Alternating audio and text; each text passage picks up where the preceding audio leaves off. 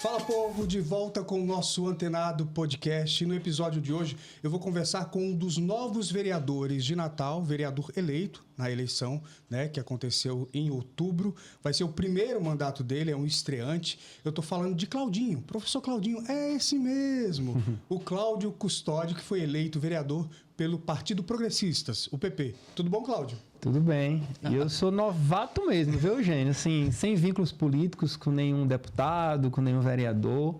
Sou totalmente novato. Conheço política, assim, dos últimos 4 anos, ter acompanhado a política, ter desenvolvido uma estratégia, mas realmente eu sou 100% novato. Novinho, cheirando a leite, como dizem. Obrigado pelo convite, viu? Imagina. Por esse bate-papo. Uma alegria tê-lo aqui para a gente conversar. Foi uma surpresa para você? Foi uma surpresa para alguém? Para algumas pessoas pareceu uma surpresa, um nome novo ali que talvez não houvesse tanta expectativa, né? Tem sempre aquelas pesquisas que fulano está na frente, fulano não está. Para vereador é sempre complicado, mas seu nome aparecia em muitas pesquisas. Como é que foi isso? Meu nome aparecia, mas sempre com aquelas poucas citações ali. E eu comemorava muito, né? Porque a minha segunda tentativa, já tinha tentado 4 anos atrás. E na outra não apareci nenhuma vez. Zero, em nenhuma pesquisa de ninguém. E ainda assim eu fui muito bem votado, quase conseguia ser eleito. Fiz mais votos, inclusive, que alguns vereadores que foram eleitos na última. Sim. E nessa eu estava sempre aparecendo, então eu estava com a chama acesa, expectativa muito positiva. Acreditava que com 3 mil votos eu estaria no páreo, porque era isso que a gente escutava nos bastidores, que se batesse 2.900, você estaria no páreo. Então eu acreditava nos 3 mil votos, e a minha grande surpresa foi que eu bati quase 4 mil votos, né? 3.939 votos. Se eu tivesse feito os 3 mil que eu estava planejando, eu estaria fora. E, enfim, feliz demais, deu certo. Muita gente estava torcendo. Eu sabia que tinha muita gente multiplicando, mas o resultado em si, quantitativamente, foi surpreendente. Eugênio. De onde é que vieram os seus votos? Como é que foi a campanha? O que é que mudou para dar certo agora quando não deu 4 anos atrás? Só um detalhe, viu, Eugênio? Nos comentários Sim. dos blogueiros, dos radialistas, assim, meu nome nunca era citado, né? Inclusive, na última semana, assim, esses blogs com maior repercussão comentavam. Teve um caso que o blogueiro falou 7 nomes e não falou o meu, né? E isso é ruim porque, potencialmente, um cara que vai votar em você e vê, Claudinho não tem chance. Vou votar nele mais não. Aquela história do efeito manada, Exato. né? Quando você vê todo mundo falando, de repente vai para aquele lugar. Perfeito. Isso me atrapalhou um pouco, sabe? Mas deu certo. Só retome, por favor, Eugênio. Claro, eu estava perguntando o que é que deu certo dessa vez, que não deu 4 anos atrás. Qual foi a estratégia? De onde vieram os seus votos? Qual é o perfil do seu eleitor na sua concepção? Olha, juntando Zona Sul e Zona Leste, foram cerca de 3.350 votos, 3.400 votos.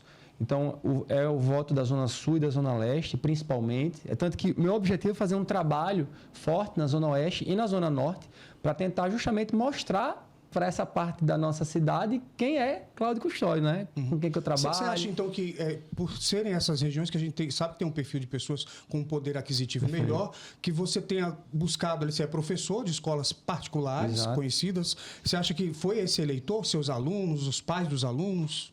Com certeza foi um eleitor jovem, principalmente jovem, mas houve um engajamento também do público idoso, houve um engajamento natural da minha faixa etária, a galera dos 40 e poucos. A turma da cerveja? A turma da cerveja, a turma do jiu-jitsu, né? A turma do bairro. Né? Eu sou criado aqui, a gente chamava Morro Branco, né? Lagoa Nova. Eu sou criado em Lagoa Nova. Então, assim, foram muitas turmas, muitos grupos, muitas famílias abraçando. Mas, pessoas assim, que te conheciam. Sim, que me conheciam. Mas muitos ex-alunos que conhecem meu trabalho sério em sala de aula, muitos alunos que se tornaram amigos, muitos alunos que admiram a minha postura sem radicalismo. Eu defendo muito isso em sala de aula para os alunos. Olha, extremismo, pessoal, não desenvolve boas ideias. O extremismo, ele atrapalha a nossa sociedade. E vivemos tempos muito extremos, né, Eugênio? Sim. Então, como educador, eu tento mostrar muito isso para os alunos, sabe? De ideias boas da direita, ideias boas da esquerda, e assim a gente pode construir. Então, eu acredito que isso, na própria rede social, a minha postura na rede social é muito nesse sentido, de mostrar um caminho mais centrado. Sim. Centrado. Se é que é possível. Dentro dessa loucura que a gente vive. Não, eu entendo, Eugênio, que dentro de pautas você pode, vou falar assim, pender mais para a direita ou mais para a esquerda. Isso é natural. Sim. Inclusive, essa coisa de ser taxado, você é da esquerda ou você é de direita, eu acho muito simplório. Se você vai discutir um tema como aborto, você pode ter uma análise. Se você discute armas de fogo, você pode ter uma análise já que puxa um pouco mais para o outro lado, educação. Ou independente de qualquer um desses lados também, né? Também, com certeza. Então eu entendo que muita gente, não só ex-alunos, como as pessoas que me acompanham, entenderam isso, sabe? Bacana. Porque eu sou uma pessoa de bom senso e que tenta levar bom senso para a política. Agora, em relação a 4 anos atrás, o que é que mudou na estratégia de campanha, por exemplo? Vamos lá, uma coisa que eu não fiz 4 anos atrás e eu fiz nessa, eu fiz impulsionamento. É possível que alguém aí que esteja me assistindo tenha visto minha carinha feia várias vezes. Nas redes sociais? No Instagram. No Instagram. Meu foco foi 100% Instagram, é onde eu tenho maior presença virtual. Então, eu impulsionei bem. Os adesivos de carro foram numa quantidade bem maior do que nas outras. Eu sozinho Era adesivei... você que adesivava? Era. Eu adesivei todos. Fazia questão de ir na casa das pessoas. E era no final de semana, viu, gente? Eu passava o domingo rodando a casa do povo. Eu começava de, 9 horas da manhã e adesivava até 8, 9 horas da noite.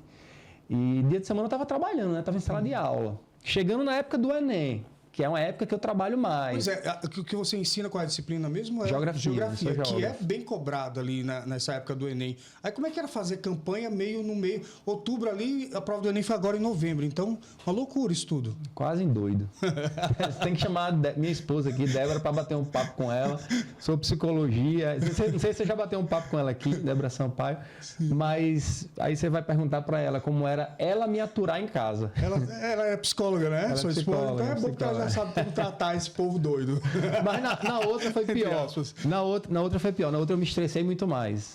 Nessa eu já sabia como seria. Porque sabe o que é ruim, Eugênio? O ruim é o não. Você recebeu o não. Mas o que é muito pior é você receber o silêncio. Então, você mandar uma mensagem, um WhatsApp, um direct para uma pessoa, a pessoa ver, a pessoa ignorar, isso é péssimo.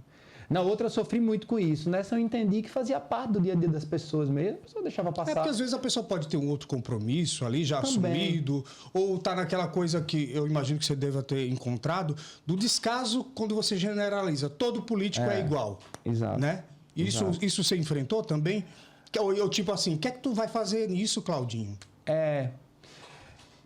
Por que tu vai se meter com isso, tipo, né? Sim, eu acho que a minha votação muito expressiva, ela acontece também porque as pessoas estão muito cansadas da política, muito desacreditadas em relação à política, e eu escutei muito isso, né? Que as pessoas têm esperança e que eu reacendi essa esperança de uma política sem grandes alianças. Não que não, a aliança política ela é necessária, né? Mas eu acreditava muito nisso. É tanto, Eugênio, que da eleição passada para cá, eu não me aliei a nenhum político. Eu preferi continuar só, apesar de vários convites. Foram alguns convites, entre convites de vereadores, deputados, mas eu optei continuar só para ter uma postura independente e para mostrar também que você pode fazer uma política com poucos recursos e com um discurso importante, dinâmico para a sociedade, e eu acho que no final das contas deu certo. Acho que era por aí mesmo. Quais são suas bandeiras? Quando chegar à Câmara, né, eu imagino que já começaram a te procurar aí, né? Você está no PP possivelmente não, com certeza vai apoiar o próprio Érico Jacome a presidência da Câmara, né, para que ele continue, que ele já é o presidente atualmente. Como é que tá essas negociações? Já te procuraram? Exato. Já... eu não vou falar pelos outros do PP, não posso, né? Mas há uma conversa no sentido de se apoiar Érico Jacome, né? Eu declaro esse meu voto para Érico desde que eu fui eleito. E para Paulinho Freire também, eu já era do partido de Paulinho, né? Minha propaganda eleitoral já era com Paulinho. Inclusive aconteceu, Eugênio, a seguinte situação, né? Acabou o primeiro turno, eu fui eleito, e aí alguns amigos meus, amigas, né, que votam no PT, no PSOL, pô, Claudinho, vai apoiar Paulinho Freire agora. já tá se vendendo. Não falava assim, se vendendo, mas já... Eu falei, não, pô, mas eu já apoiava Paulinho Freire.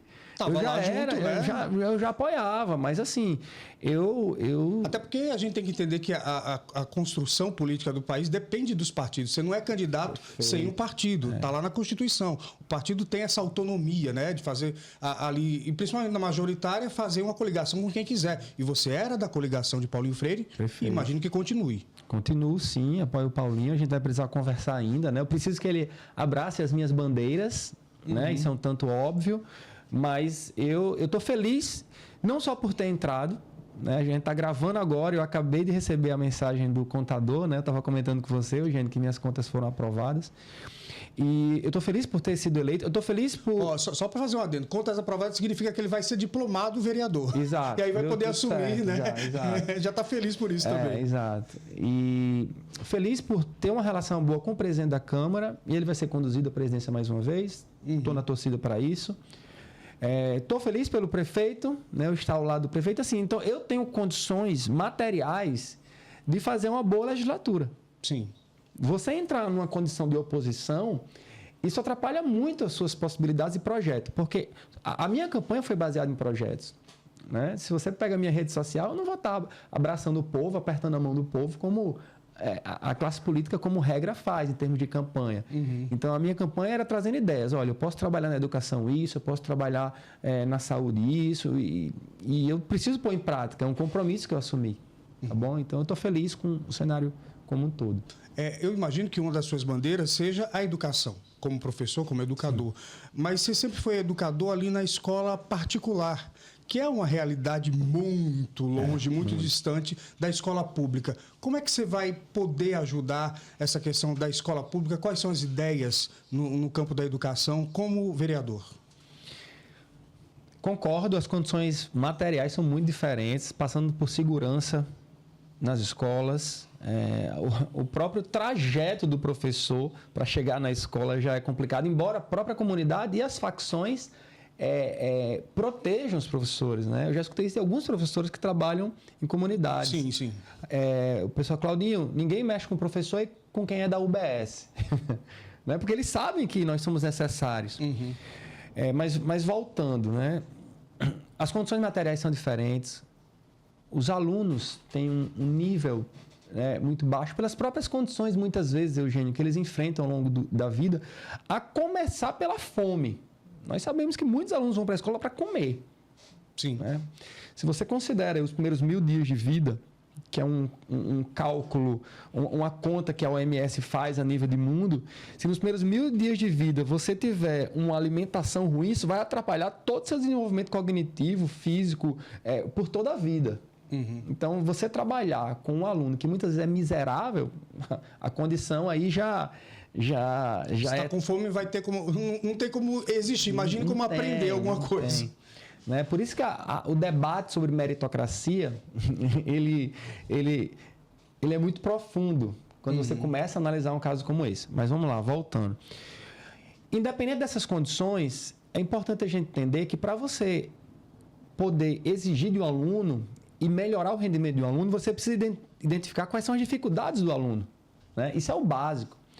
Então, uma dinâmica avaliativa, com análise de métrica dos erros que os alunos têm, para poder atacar em cima desses erros e, a partir daí, aumentar os níveis, por exemplo, do IDEB, isso aí é o básico. Né? Eu quero chegar para Paulinho, eu quero trabalhar junto a Paulinho, no sentido de que a educação é possível. Natal é a pior capital brasileira no ranking do IDEB nos anos iniciais, para vocês terem uma ideia. É possível? É um trabalho árduo, longo. Não vai se resolver em 4 anos? Não vai. Mas eu acredito que em 4 anos dá para a gente fazer uma graça. Porque se não começar agora, vai começar quando, Exato. né? A gente sabe que realmente todo e qualquer trabalho dentro da educação é uma sementinha plantada. Exato. Que vai ter algum fruto mais lá na frente. Mas não pode ser descontinuado. Esse que talvez seja o problema, porque às vezes, em vez de ser uma política, é a política desse governo, daquele, não é uma política de Estado efetiva. Perfeito. E nós temos já exemplos, né? O Ceará fez isso, Sobral começou isso anos atrás. Mudou bastante. E Sobral é referência nacional. Eu entrei em contato, inclusive, com o secretário de Educação de Sobral, através de um amigo aqui de Natal. Estou tentando ver se ele me recebe lá para eu entender um pouco a dinâmica em loco, né? Assim, sabe? E eu estou empolgado com a possibilidade de contribuir. Eu acho que se ao longo desses 4 anos eu puder tirar Natal aí lá da última posição entre as capitais, ou simplesmente ter uma consistência de melhora nos índices do IDEB, eu vou estar muito feliz. Mas, claro, o prefeito precisa acolher. É por isso que eu falei desde o início. Você já conversou com o prefeito depois da eleição? Ainda não? Não, ainda não. Ele estava viajando. Se eu não me engano, ele está chegando essa semana, ou chegou agora. E eu estou confiante que ele vai abraçar. Porque envolve muita grana também, né? Não é tão simples, né? Então, eu sei que Paulinho também não vai fazer um milagre e dizer, está aqui para... A gente vai desembolsar tantos milhões para desenvolver um projeto nesse sentido, porque muitas vezes envolve até uma dinâmica de integralidade do ensino também, de você receber a criança pela manhã e passar o dia na escola. Sei que é difícil, mas eu acho que é possível. E aí, depois que eu conversar com ele, que eu vou entender melhor, né? Conversar com o seu secretário de Educação também, a gente precisa saber quem vai ser, se está aberto à ideia, se Paulinho vai estar aberto à ideia. Mas eu acho que se for para melhorar o índice, o prefeito vai ter interesse sim, né? Até porque era uma das propostas deles de mudar essa realidade, também consta lá, eu lembro que eu li, né, no programa, né, de propostas do Paulinho. Agora, como é que a política entrou na sua vida? Por que buscar um cargo de vereador, Claudinho? É pelo mesmo motivo que a sociedade como um todo tem aversão à política.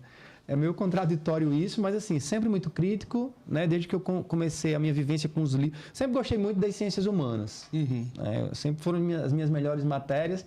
E aí eu fiz direito também, mas não gostei do curso, não me via advogado, não me via com paletó, olha que ironia do destino. Mas vai ter que usar na Câmara Municipal paletó. Agora não tem mais o que fazer, não. E essa posição crítica, eu tenho um grupo de amigos que é muito crítico, os caras.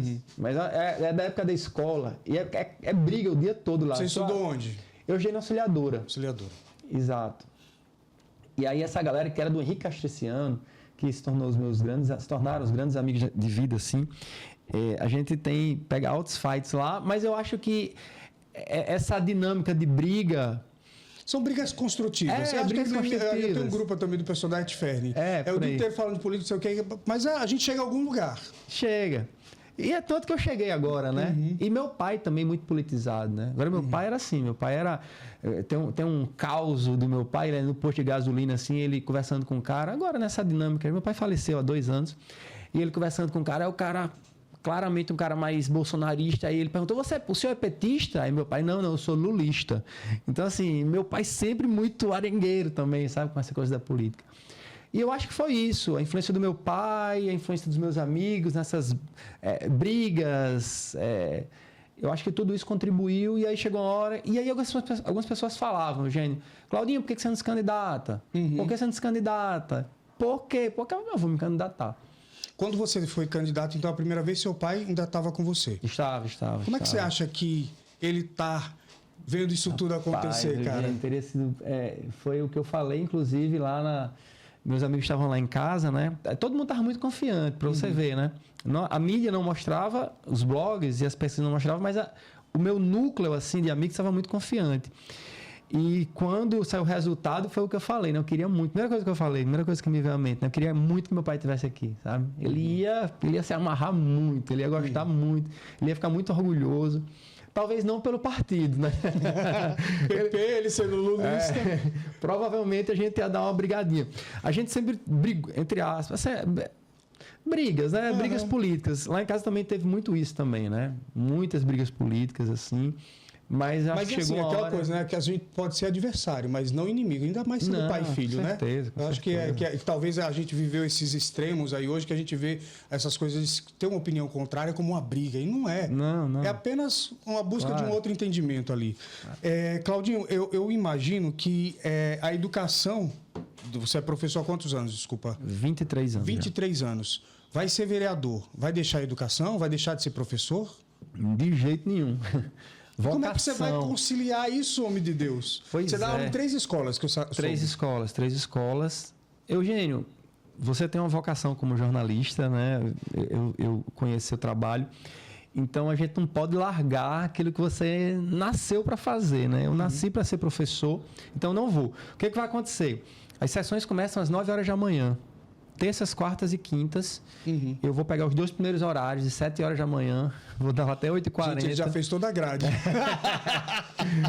Vou dar aula até 8h40 e depois eu já corro para a Câmara Municipal. Segunda-feira são as comissões, né? Uhum. Aqui, falando para você, vou tentar a presidência da Comissão de Educação. Sim. Né? E eu tenho que saber só o horário da comissão, como é que vai funcionar, mas a ideia é dar 2 aulas na segunda também e ir para a Câmara e desenvolver os trabalhos lá. Essa eleição teve uma grande renovação, né? A gente teve muitos nomes ali que mudaram, né? Você é um deles. A que você atribui isso? Tem relação com o quê? Você acha que essa vontade de mudança nos nomes da Câmara Municipal?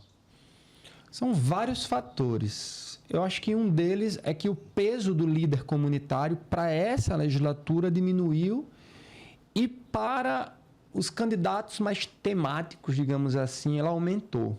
Eu entendo que o grupo passado... Define para mim o que é um candidato temático, professor. Por exemplo, se você pega o Daniel Santiago, que foi um parceiro dentro do PP, né, que foi eleito, o Daniel ele é um cara que milita na causa do autismo. Sim. Né? Ele tem uma pauta. O Técio, que foi reeleito, a dinâmica da acessibilidade. Deficiência. Exato. Aí você pega o Robson, que também foi reeleito, ele tem a temática dos pets. Então eu acredito Foi que... o mais votado, Robson, né? Robson, mais votado. Parabéns aí pro Robson, me dou muito bem com ele, né? Aliás, eu me dou muito bem com muita gente já ali dentro, né? Eu sou contemporâneo do Kleber, da época de escola. O Robson eu conheço também um pouco das artes marciais, mas assim, foi mais... Ele me acompanha no Instagram, eu acompanho ele. Tem o Hermes, né, que é um cara que trabalha muito no esporte, que a gente já vem conversando para tentar contribuir juntos. Essa semana teve uma solenidade, eu debutei lá numa solenidade para a comunidade do jiu-jitsu, né? Eu sou um cara aí das antigas do jiu-jitsu e houve uma homenagem. Você é professor também de jiu-jitsu? Eu dou aula de jiu-jitsu também. Na mesma época que eu comecei a sala de aula de geografia, eu já comecei a dar aula também de jiu-jitsu. E tem uma academia aqui em Candelária, todos convidados aí para fazer uma aulinha lá. Tem uma equipe de professores, né, que tocam o negócio. Agora, mais do que nunca, né? E agora vai ser mais um hobby, mas um jiu-jitsu de qualidade e todos convidados. O que é que o jiu-jitsu ensinou a você, que você pode trazer como lição até para a política? Muita resiliência. Você tem que ter... o esporte como um todo te ensina isso, né? A comunidade do jiu-jitsu é uma comunidade muito apaixonada pelo esporte. Pode parecer um pouco...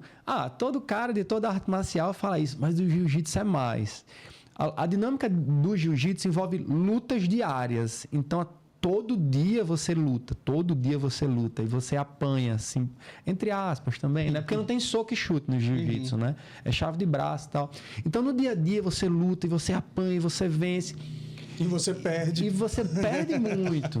E quando você começa em criança, quando eu comecei, o jiu-jitsu era muito marginalizado. Eu estou falando dos anos 90, início dos anos 90. Eu não sei quantos anos você tem, Eugênio, mas o jiu-jitsu... Acho que eu sou mais velho que tu, viu? Não vamos falar a idade, não. Eu acho que não. Então, lá atrás, era briga de rua, sabe? Os professores... eu acho que não tinha uma pegada educativa ali nos anos 90. Foi uma época muito difícil. E a minha geração ela contribuiu muito para mudar isso. Nos anos 90 eu tinha uma banda chamada Inácio Toca Trompete. A galera do jiu-jitsu ia pra festa e brigava. Exato. Era só quem brigava. Inácio. Dava uma raiva desses moleques do jiu-jitsu. E saía na imprensa exatamente isso. Atletas de jiu-jitsu brigam em festa. Era uma coisa meio assim. Pit Boys, dessa né? história era. E eu gostava, não sabia que era a sua banda, não. Que massa. Curtia. Tô dizendo que eu sou mais velho que tu? Curtia. E é isso. Então foi uma coisa de muita persistência, sabe? Eu sempre fui competidor também, sempre rodei, cheguei a lutar mundial de jiu-jitsu em 2 anos, lá nos anos 90 ainda. Eu acredito que o jiu-jitsu me ensinou a ser persistente, fez muitos amigos, eu fiz muitos amigos, tenho muitos amigos de jiu-jitsu. Eu acho que é isso. Maravilha. Quando a gente imagina, enfim, a relação na sala de aula como professor é sempre, na minha época, era de muito respeito ao professor.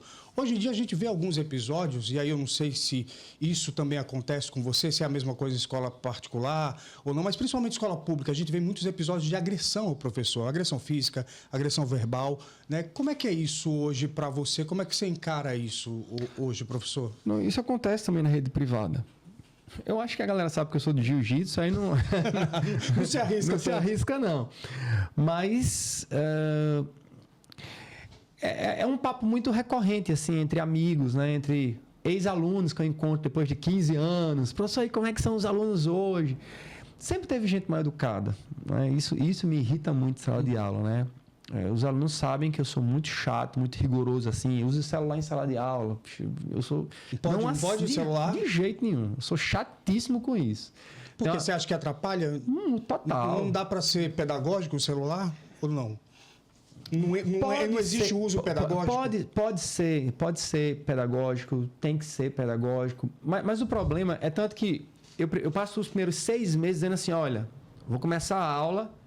Coloca no modo avião, quem for utilizar, porque se fica aparecendo notificação lá, se fica aparecendo o sinalzinho do Instagram, você não vai concentrar nunca, pô. Uhum. E os alunos, por mais que eles usem com finalidade pedagógica, mas eles estão lá vendo lá e você fica na curiosidade, Eugênio. Nós adultos, nós fazemos isso. Essas coisas foram criadas para nos tirar a atenção, definitivamente. Exato. Né? Mas também é possível ter um uso. Eu hoje... sou aluno de letras espanhol. Então, assim, eu também trabalho isso, eu acho que é possível haver um uso pedagógico, principalmente para o ensino de línguas, Sim. de um modo geral, enfim, e outras aplicações. Mas é também uma questão de ter conhecimento do professor, de como usar isso também. Você concorda? Concordo, sim. Acontece que a pandemia, ela acelerou tanto essa dependência e essa vinculação com essa desgraça aqui. O meu chega a estar Ele não gosta não de celular, gente. Não, Você responde mensagem quando manda ou é daqueles que não demoram? Reclamo muito comigo. Tá explicado. Tá explicado. Não, e assim, detalhe, falta eu responder, agradecer os parabéns, sem exagero, umas 2.000 pessoas ainda. Caramba. Entre Instagram, acho que só no Instagram mais de 2.000. WhatsApp, sempre que eu vou mandar uma mensagem para alguém, sei lá, eu coloco lá, Flá, aí aparece uns 3 Flávio lá de parabéns, né? Obrigado, Flávio, desculpa. Mas voltando, eu acho que a pandemia, ela acelerou muito a dinâmica. Uhum.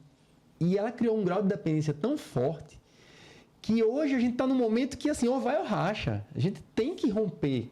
A gente tem que romper com essa dinâmica. Se você perguntar para mim, Claudinho, você é a favor de tirar o celular de sala de aula? 100%. Eu sou a favor de tirar 100%. Inclusive, tem acontecido isso, né? Tem movimentos distintos, né? Tem educadores que são a favor, educadores que são contra, mas você tem, acho que é no Rio já, que todas as escolas... É proibido, né? Em escolas particulares, públicas, é simplesmente proibido. Então, para você, se como vereador, você pudesse, apresentaria um projeto nesse sentido para proibir? Sim, mas aqui já tem um projeto aprovado do Hermano Moraes. Sim. Tá? Inclusive que a minha esposa, estadual, a Débora... Então, Exato. Que a Débora participou, inclusive, lá na sessão, trazendo dados sobre isso, né? Débora trabalha muito essa dinâmica do efeito do virtual, do digital em nossa vida. Então, ela foi convidada na época. É possível criar a nível municipal, mas, assim, a princípio já existe a nível estadual. A gente pode, sim, criar alguma coisa mais específica. Mas o que é mais importante, Eugênio, é que o professor em sala de aula... ele tenha um papel disciplinador e de exigência nesse aspecto. Porque você pode ter 1000 leis. Se o professor em sala de aula não tiver uma postura dura e enfrentar, se tiver 40 alunos, os 40 alunos, não vai adiantar nada. Vai acontecer o que acontece no Brasil com grande frequência. Tem uma lei que não tem aplicação. Porque o professor, que é a autoridade, ele se amedronta diante daquilo. Na própria dinâmica de uma rede privada, Eugênio, muitas vezes o professor ele fica meio que refém de um aluno mais mal educado, mas que... Ainda tem aquela coisa, estou pagando, tem isso? Não, assim, potencialmente tem, né, cara? Você vai bater de frente com um aluno ali, quanto tempo? Porque ele não é só aluno, ele é cliente, né? Pra empresa. Tem assim, muitas escolas, eu sou feliz, inclusive, pelas empresas que eu trabalho serem... acatarem assim essa minha postura de outros profissionais, mas assim Tem aluno que é mal educado e que o pai é mal educado também. E que o pai vai achar ruim se você estiver brigando com o celular. Poxa, tem pai que liga na hora da aula. Tem pai que liga na hora da aula. É o pior, cara. né? O aluno ainda fala assim, não, professor, é meu pai. Eu fico, meu pai, seu pai está ligando na hora da aula. Não existe lógica nisso. Então, para você ter uma ideia do desafio que é. A gente não só tem que educar os filhos, como a gente tem que educar os pais nesse sentido. Reunião de pai, reunião com os pais, quando você fala diretamente com o pai, ó, você tem que segurar em casa também, tem que falar em casa, a gente fala aqui, a relação escola, família, o professor está ali na ponta. Tudo faz parte desse processo de educação, né? Claudinho, a gente tem um quadro aqui que a gente chama antenado com filtro, antenado sem filtro. A partir dessa conversa aqui que a gente teve sobre celular, escola, sala de aula, eu vou criar uma história aqui e vou pedir para você reagir. Com filtro, aquele discurso politicamente correto para a rede social. E sem filtro, aí o que você gostaria de dizer se pudesse dizer de fato, de verdade? Tá. Certo? Aí você vai responder para aquela câmera. Tá certo. A situação é a seguinte. Você está na sala de aula e o aluno, você já reclamou, ele está lá com o celular o tempo inteiro, usando o celular e tal, e daqui a pouco liga exatamente o pai dele. Ó, eu preciso falar, e vocês, não pode atender. Não, mas é meu pai, professor. Aí você toma o celular desse mocinho, né, que você não permite, você não gosta de celular atrapalhando a sala. A gente manda sair de sala. Pronto, você manda sair de sala. Aí vem o pai. O pai vem reclamar, tomar satisfação com você. Com filtro, o que é que você diria para esse abençoado pai dessa criança? Pode falar, Claudinho. Eu seria muito nessa dinâmica, com filtro. Senhor pai, se eu tenho que me ajudar.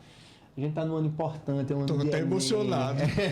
Seu filho não vai passar se ele continuar no celular, boa. É um ano importante, o senhor precisa me ajudar, é uma parceria, escola, família. Seria algo nesse sentido. Agora, sem filtro. Sem filtro total, eu teria pedido educadamente o celular do garoto e teria falado com o pai, seu pai, ele está na hora da aula, me ajude a te ajudar, a mensalidade é cara, tá bom? Valeu, tchau. Eu pediria o celular para falar com o pai. Já é uma atitude mais sem filtro, já realmente. Claudinho, quando você não está, agora a gente pode dizer, ensinando na academia, cuidando de jiu-jitsu, ensinando a galera a se preparar para o Enem, ou não está agora pensando em política, né? Que agora você é político, né? É um agente público aí eleito. O que você gosta de fazer? Como é que as pessoas veem o Claudinho? Eu sou muito disciplinado, né? Uma das coisas que o jiu-jitsu me trouxe também, que inclusive ajudou na campanha, né? Porque assim, eu tava no trabalho, mas assim, o tempo livre que eu tinha, sabe? Eu tinha dia assim, cara, eu não aguento mais. Mas assim, ainda assim, eu ia gravar o vídeo, eu ia mandar uma mensagem para alguém. Então, essa coisa da disciplina, ela é muito importante. Assim, dia de semana, eu sou muito disciplinado. Então, assim, dia de semana, por exemplo, antes de vir para cá gravar, eu estava com meu filho fazendo atividade com ele. Então, eu já estou plantando a sementinha da disciplina nele também. Né? Ele não gosta de arte marcial. Ele é do hipismo. Tem que idade? 9 anos. 9 anos. Ele gosta de animal. Caraca, hipismo é ainda mais, eu acho mais difícil que a arte marcial, mais complexo ali, você tem que domar o bicho. Mas ele adora, ele nasceu para isso. Que bom. E aí, mas essa coisa disciplinadora no sentido de estar com ele ali na atividade e brincar com ele, sabe? São momentos passa muito rápido, sabe, Eugênio? E o maior sonho da minha vida não era ser vereador. Eu só tenho um filho. O maior sonho da minha vida era ser pai. E foi muito difícil, sabe, essa paternidade, a minha história com a minha esposa, assim, pra gente conseguir o filho, foi muito difícil. Então, assim, eu valorizo cada minutinho com ele. Bacana. Então, durante a semana é isso, é família, trabalho e tal. Aí, final de semana, a gente sai para tomar uma cerveja com os amigos, com a família. Você é fã da cervejinha, né? A bebida preferida? Eu só tomo cerveja, não tomo bebida quente, assim. Via de regra, né? Uma situação excepcional, eu gosto de uma cerveja com os amigos, churrasquinho, festa. A gente gosta muito de festa, eu e minha esposa. Então, a gente gosta da resenha, né? Que tipo de festa você gosta? Qual é o tipo de música? Cara... Eu sou forrozeiro, assim. Eu gosto de um pop rock. Por isso que eu falo que eu conheci a sua banda, frequentei festas, muitas festas ali na Ribeira, né? Eu acho que eu lembro do senhor. Mas não brigava não, viu? Você não era da galera da paz. Mas eu gosto de um forrozinho. Eu gosto de um sambinha também, sabe? Natal a gente não tem tanta opção. É muito nisso, né? Então, eu gosto de festa, eu gosto da resenha. Carnaval. Eu gosto muito de São João, Sim. né? Que é uma coisa muito da nossa cultura. Eu sou muito bairrista, assim, de nordestino, com muito orgulho. Meu sotaque é muito carregado. Então, aquele forrozinho ali dos anos 90, eu gosto bastante. Mas carnaval, mastruz com leite, cavalo de pau. Sai a rodada. Conheci a minha esposa, tô falando muito dela, né? Porque é muito amor, viu, Débora? Eu conheci ela no São João, né?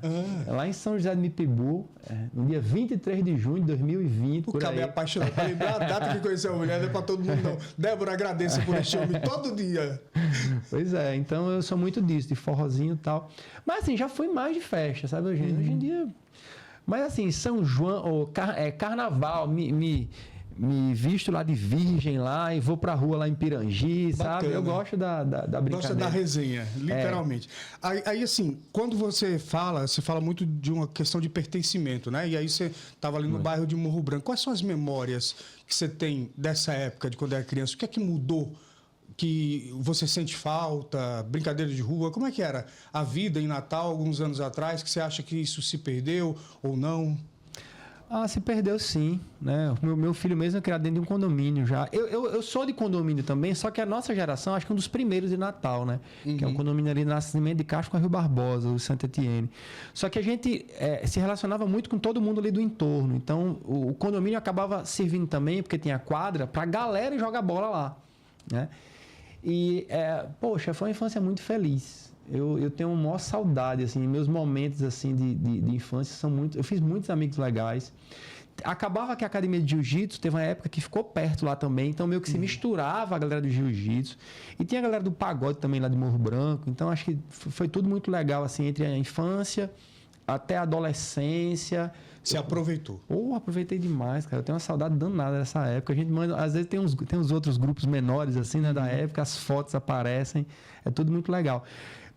Poxa, se eu pudesse deixar meu filho mais na rua, assim, eu acho que seria mais importante na sua formação, sabe? Acaba que ele fica muito o quê? Condomínio, escola, né? Eu acho que as crianças de hoje, a criançada de classe média e classe alta, que vive muito essa dinâmica do condomínio, eu acho que perde em termos de vivência, de experiências, de crescimento interpessoal mesmo, sabe?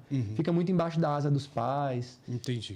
A minha geração, ela foi criada muito solta. Eu acho que solta até demais, né? Muitos amigos foram para droga, outros se tornaram profissionais brilhantes, mas eu acho que era meio que cada um por si, sabe? Entendi. Hoje a gente não dá tanta liberdade, pelo menos eu sou mais em cima, assim, sabe, do meu. Até porque já viu o que aconteceu com outras pessoas que tiveram tanta liberdade, talvez seja por aí. Claudinho, você vai para um primeiro mandato, estreando como político.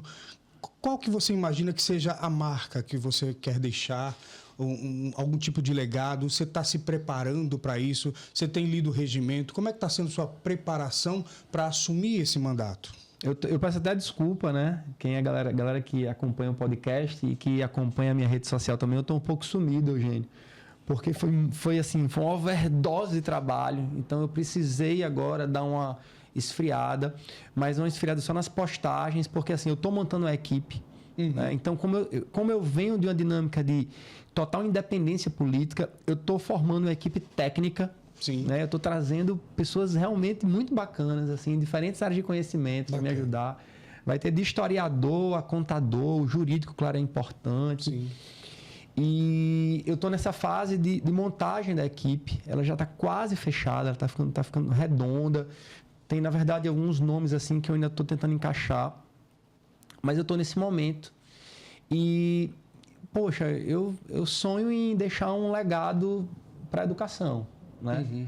Eu tô conversando com um jornalista outro dia, né? E aí ele falou... Eu tô nessa coisa também, assim, de construir pontes. Então, eu venho conversando com alguns jornalistas, eu venho conversando com alguns empresários da cidade, conversando com alguns artistas. Vou dar um exemplo, inclusive até uma chateação que eu tive. Semana passada eu fui conversar com alguns artistas, um amigo da estilogravura, uns amigos dele do cordel, da pintura. E aí cultura popular. Cultura bem popular mesmo. Bacana. Né? E eu conversando com eles lá na Zona Norte, e aí eu falei, Jefferson, ele faz estilogravura, né? E o resto da galera? Fez Claudinho, o pessoal não vem. Mas por quê? Rapaz, porque você não é de um partido de esquerda. Nossa! Aí Pô, aí na hora assim, bicho, mas vocês fazem parte de um grupo que o poder público, historicamente, nunca deu atenção. Vocês não têm apoio de ninguém. Vocês desconhecem editais da cultura por falta de conhecimento, muitas vezes jurídico mesmo. E assim, eu não tava dando sermão nele não, né? Mas eu tava discutindo depois da eleição. agora, semana passada. Uhum. Então assim, se eu tivesse vindo antes, inclusive foi a fala de um deles lá. Pô, mas se você tivesse vindo antes pedir, mas você veio agora, depois que você ganhou. Oxi. Não é? Não faz sentido, não faz né? Agora que eu tenho sentido. como ajudar, efetivamente, nem tô Exato. vindo aqui atrás de alguém que votou Eu em mim. nem pedi voto a eles. Eu nem pedi voto. Até porque você nem precisa mais. Pois é. Assim, então isso foi muito frustrante, sabe? Pra você ver, isso tem a ver com o início da nossa conversa, né?